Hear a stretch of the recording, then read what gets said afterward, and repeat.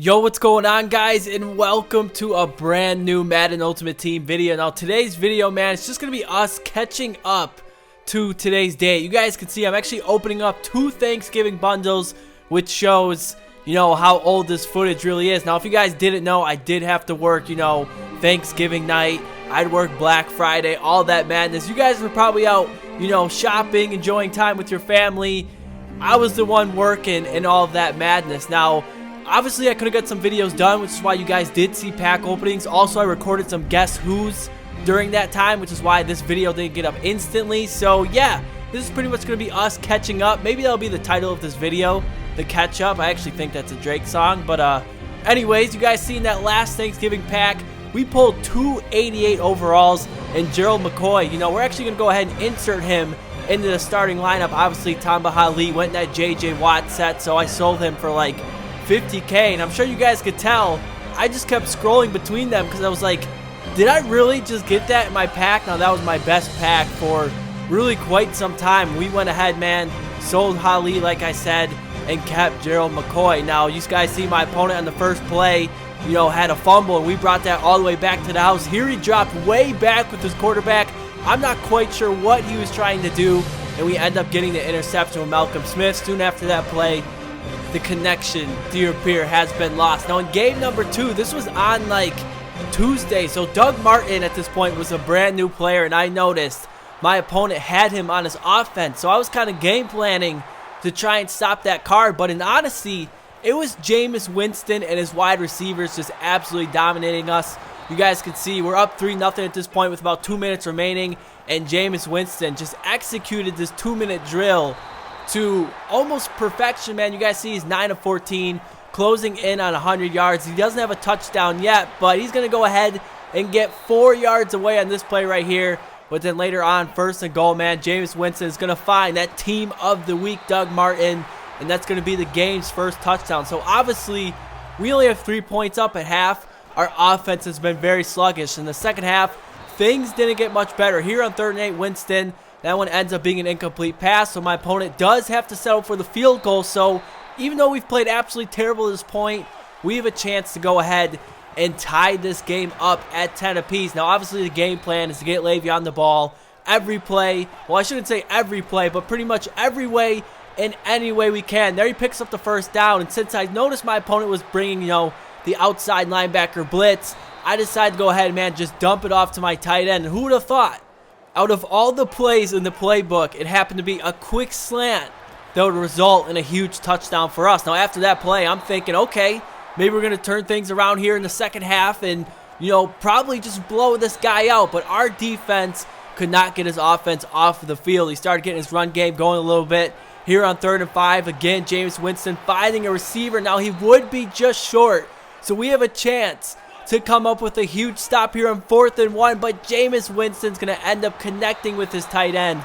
And I'm getting frustrated, man, because he's just taking up so much time on this drive. Here on 1st and 10, we finally do get to Doug Martin in the backfield, 2nd and 12, a 5-wide set, and I had a feeling that play was coming, and we were able to stop it. So on 3rd and 12, a chance to finally get his offense off the field, and we finally come up with that big play we needed. So my opponent, man, he's going to play it smart. He's going to go ahead and take his 3 points. So here we are on offense, a chance to either tie the game or possibly even win it. Now, with the way things have been going, I just want to get out of here with a victory. On 2nd and 12, we go with a screen play to Le'Veon Bell. He picks up a couple of blocks, and that's going to bring us to the 2-minute warning. Now we're a yard away from midfield. Again, we go back to Le'Veon Bell, and again, he's really struggled on the ground today. But later on 3rd and 3, we're going to give him the ball once again, and Le'Veon Bell able to use that strength to pick up the first down. You guys can see 12 carries for 41 yards. Now with 23 seconds remaining, I decided to go ahead, man. I actually switched this play to a draw, and what a mistake that was, man. He brought an all-out blitz. We probably would have had a tight end wide open down the seam.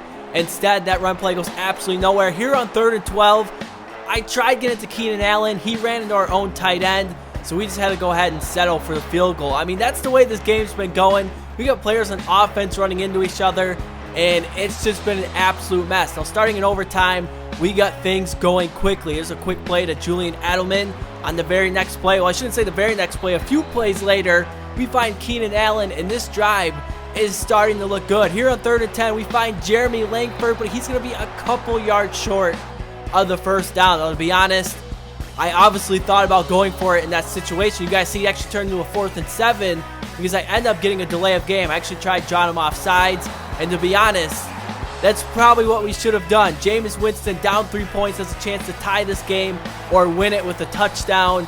And the way this man is playing, this result may not be the one we wanted. Here at 2nd and 10, again, Jameis Winston finding a wide open receiver. He is finally brought down at the 6-yard line. Would later end up getting to the 1-yard line, and that's when Team of the Week Doug Martin finally finished us off. I mean, what an ugly game. Probably the worst game of MUT I've played all year, but you know, shout out to my opponent. He was good on defense. He ran like 4 or 5 plays on offense, and it was really like a game of chess, man. I thought he was going to run one play. He ended up running another, and in the next game, man, I made sure that we were not going to play as conservative as we did in that last game. You guys saw we took a shot deep for Amari Cooper, and even though we missed him, I'm fine with that because that's going to set up plays like this.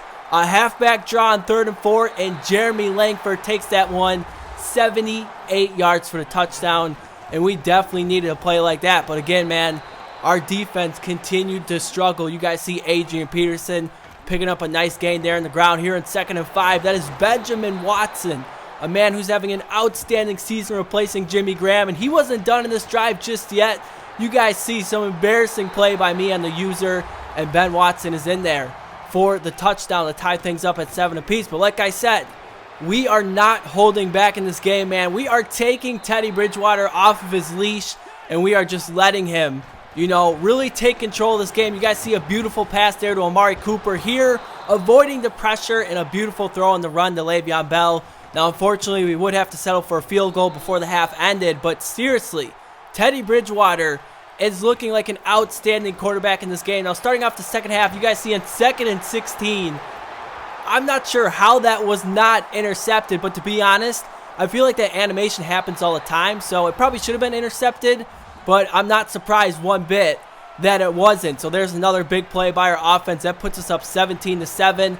A stop here, and this game is probably over, but Odell Beckham Jr., man, he has other thoughts in mind. He goes ahead, makes us look silly on defense, and picks up a huge gain. 2nd and 14, Winston, a beautiful pass to his wide receiver. You guys see 11 of 12, 136 yards, and a touchdown. Now on 1st and goal, we made sure he wasn't running that in there with Adrian Peterson. 2nd and goal, a nice play call, but we weren't fooled as we're able to bring down Adrian Peterson once again. So on 3rd and goal, Jameis Winston throwing this one up for grabs, and I'm not sure who he was looking for in that play, but obviously not a good read. So he ends up taking his 3 points to make this a 1-possession game again. So with 10 seconds remaining in the 3rd quarter, I had no plans of taking the reins off of Teddy Bridgewater. Here in 2nd and 10, you guys see at the very last second, I decide I'm going to scramble and look at Teddy B, man, turning on the wheels.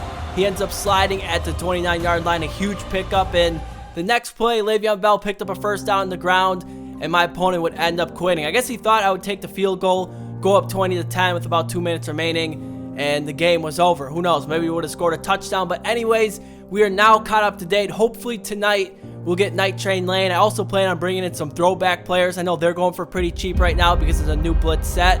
But yeah, I want to thank you guys for all the support in the videos lately. Plenty more coming this week. Like I said, plenty of Guess Who's, plenty of gameplay, you know, maybe some pack openings.